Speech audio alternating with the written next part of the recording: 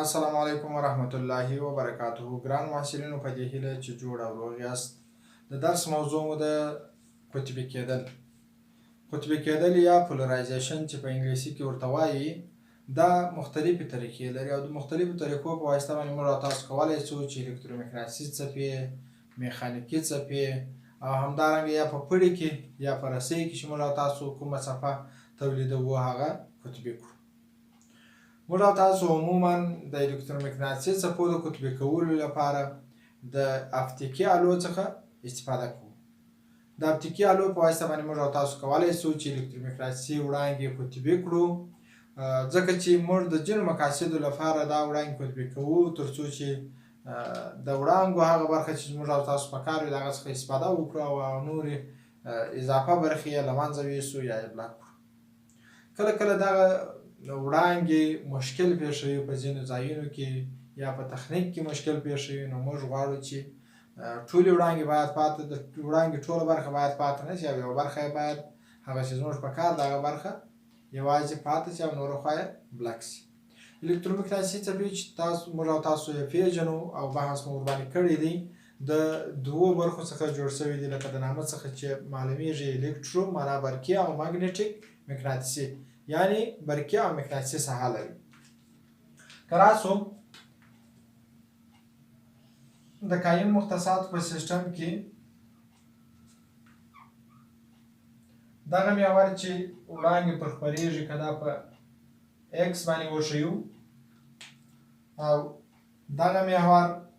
په زیډ سره وښیو او دا محور په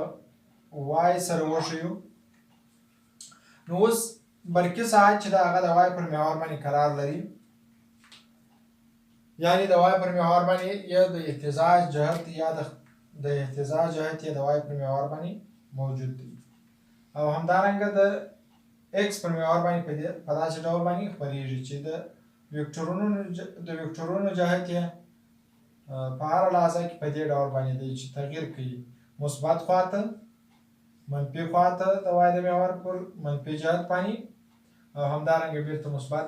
جهت ته او بالاخره منفي جهت ته. په دې ډول باندې په جهتونه د وکتورونو تغییر کوي. که راسو بله برخه چې د زیډ پر محور باندې قرار لري، یعنی مقناطیسي برخه مګنیټیک ساحه، دا هم په دې ډول باندې خپریږي چې د دې د وکتورونو جهت هم په دې ډول باندې دی چې د زیډ د محور پر مثبت جهت باندې پر منفي جهت باندې په داسې ډول باندې او همدارنګه بیرته پر مثبت جهت باندې تغییر کوي چې دا دواړې ساحې دا چې د وای محور د زیډ پر محور او د زیډ محور د وای پر محور باندې عمود دی، نو دا دواړې ساحې یو پر بل باندې عمود دي. او بله خبره دا چې زیډ پر ایکس باندې عمود دی او وای هم پر ایکس باندې عمود دی، نو دوی خپل د خپرېدو پر جهت باندې چې د ایکس محور د خپرېدو جهت دی د خپرېدو پر جهت باندې هم دغه دواړې ساحې عمود دي، یعنی د ایکس محور د وای پر محور، د وای محور د زیډ پر محور او د زیډ محور د ایکس پر محور باندې دا درې محورونه یو پر بل باندې عمود دي او همدارنګه نو دوی خپل د خپرېدو پر جهت باندې هم عمود دي او همدارنګه دغه ساحې دواړې خپل په مابینځ کې هم یو پر بل باندې عمود دي. اوس نو دا ساحه چې موږ تاسو ته د هر محور یا د هر ګراف موږ تاسو ته 360 درجې دوران رسمي په دې ډول باندې داسې که چیرې یو 360 درجې دوران رسم کو، نو جهتونه یې په داسې ډول باندې دي، یعنی په هر لحظه کې یو جهت د ځان لپاره غوره کوي چې د داسې څپو چې په ټولو جهتونو کې وکتورونه لري د داسې څپو د قطبي کولو لپاره موږ تاسو د اپتیکي الو څخه استفاده کوو چې موږ وغواړو چې په یوه جهت کې دي دغه وکتورونه پاتې شي او په نورو جهتونو کې دي بلاک شي، نو د اپتیکي الو څخه استفاده کوو. خو یوه بله لاره هم شته چې موږ تاسو کولی شو د هغې په واسطه باندې چې هغه ته انعکاس وایي یا د انعکاس په واسطه باندې قطبي کېدل ورته وایي، د انعکاس په واسطه باندې هم موږ تاسو کولی شو چې وړانګې قطبي کړو. اوس راځو موږ تاسو د انعکاس په واسطه باندې پر قطبي کېدلو باندې بحث کوو. انعکاس عموما هغه وخت منځته راځي کله چې له یو شفاف محیط څخه وړانګې او بل شفاف محیط ته داخلیږي نو د انعکاس پیښه صورت نیسي. یو محور په نظر کې ونیسو، فرض وکړو چې دا د دوو شفافو محیطونو ترمنځ چې یو به هوا فرض کړو او بل به اوبه فرض کړو، د دې دوو محیطونو ترمنځ د جلاوالي سطحه ده. اوس کله چې نور له یوه شفاف محیط څخه بل شفاف محیط ته داخلیږي د جلاوالي پر سطحه باندې انعکاس کوي. که فرض کړو چې دا یو وړانګه ده راځي دلته لګېږي چې دا وړانګه په ټولو جهتونو کې ویکټورونه لري په داسې ډول باندې په ټولو جهتونو کې ویکټورونه لري. اوس کله چې دا وړانګه راله د جلاوالي پر سطحه باندې ولګېدله نو وروسته هغه دی چې انعکاس کوي. په دې جهت کې داسې په کومه زاویه چې وارده سوې ده په هغه زاویه باندې د نارماله سره چې څونه زاویه وارده زاویه جوړوي د انعکاس د قانون په اساس باندې هغونه زاویه منعکسه زاویه هم جوړوي، نو په هغه زاویه باندې بېرته چیش کوي انعکاس کوي. اوس د منعکسه وړانګې د ویکټورونو جهتونه په دې ډول باندې دي، یعنې یو مستوي جهت د ځان لپاره غوره کوي چې په دې جهت کې خپرېږي. که راسو دلته نارمل رسم کو یا عمود خط رسم کو او دې زاویې ته چې وارده وړانګې له نارمل سره جوړي د ټیټایو په نامه یاده کو او هغه وړانګه چې مثلا دا وړانګه چې راځي د پر دې نقطه کې انعکاس کوي نو یوه برخه یې منعکسه کېږي او یوه برخه یې دویم محیط ته داخلیږي. هغه برخه چې دویم محیط ته داخلیږي هغه څه کوي انکسار کوي، ځکه چې دویم محیط د لومړني محیط په پرتله باندې یو اندازه رقیق محیط دی، اوبه د هوا په پرتله باندې رقیق محیط دی، نو دلته د ټیټادوا په اندازه باندې زاویه جوړي، یعنې په دویم محیط کې وړانګه نارمل ته نږدې کېږي او زاویه کوچنکه کېږي. اوس که راسو د ټیټادوا د پیدا کولو لپاره براسو که چیرې متوجه سو دا زاویه چې ټیټادوا ده نو دا زاویه هم د انعکاس د قانون په اساس باندې منعکسه زاویه او وارده زاویه یو له بله سره مساوي دي، دې ته هم ټیټادوا زاویه ټیټایو زاویه وبخښئ ویلی سو، یعنې دا هم د دې زاویې سره مساوي ده. او که راسو دا زاویه چې موږ او تاسو هر څومره غټوو هغونه یعنې مثلا نارمال ته نږدې کوو پر نارمال باندې منطبقه کېږي نو منکسره زاویه هم صفر کېږي. او که چیرې موږ او تاسو د نارمال سره زاویه غټوو په هغه اندازه باندې دا زاویه هم ورسره غټېږي. که چیرې دا زوله پر دې باندې منطبقه سي نو دا پر دې باندې دا زوله هم پر دې باندې منطبقه کېږي، یعنې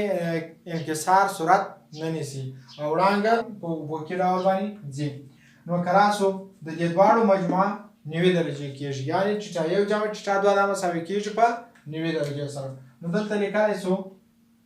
د سنیل د قانون په اساس باندې که دې محیط د انکسار ضریب ته n1 ووایو دې ته n2 ووایو، n1 ضرب د سین ټیټایو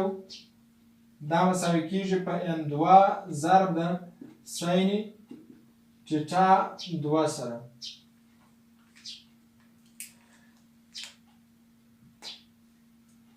که چیرې راسو د ټیټادوا پر ځای باندې قیمت ولیکو د ټیټایو د جنس،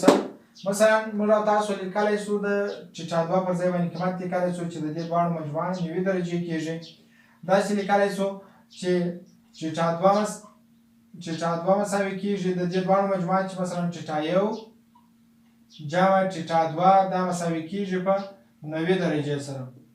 نو کولی سو چې داسې ولیکو چې د ټیټادوا لپاره چې قیمت پیدا کوو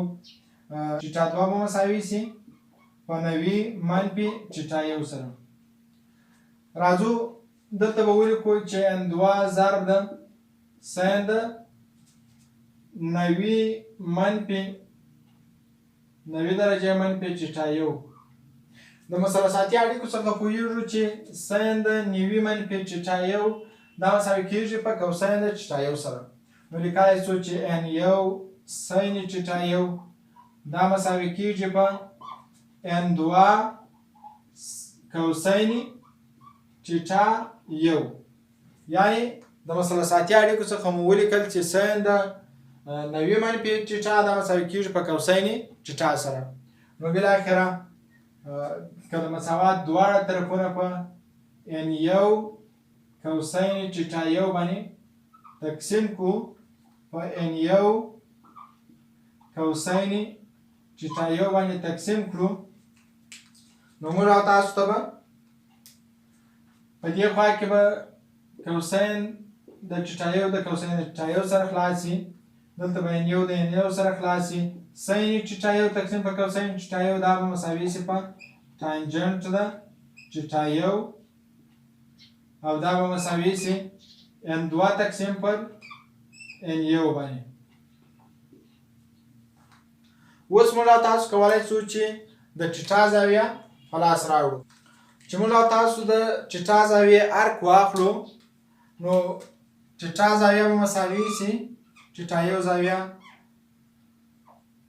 په ارک کې تانجنت n2 تقسیم پر n1 باندې. دا چې موږ تاسو پوهیږو چې د هوا د انکسار ضریب 1.3 او همدارنګه د هوا د وبښې د اوبو د انکسار ضریب او د هوا د انکسار ضریب یو دی نو کولای شو دلته ولیکو چې چیټا یو مساوي کیږي په ار کې د دې قیمت چې وضع کو تانجنت 1.3 تقسیم پر یو بیرته 1.3 کېږي. اوس په راسو په ماشین حساب کې به د دې ارک واخلو نو چیټا یو زاویه به مساوي شي. راځئ په ماشین حساب کې شیفت ووایه تانجنت ووایه او 1.3 لیکئ چې 53.0.018 دا زاویه موږ ته په لاس راکوي چې د دې زاویې مقدار څو 53.018 درجې. دا زاویه په دې ډول باندې موږ تاسو په لاس راوړو.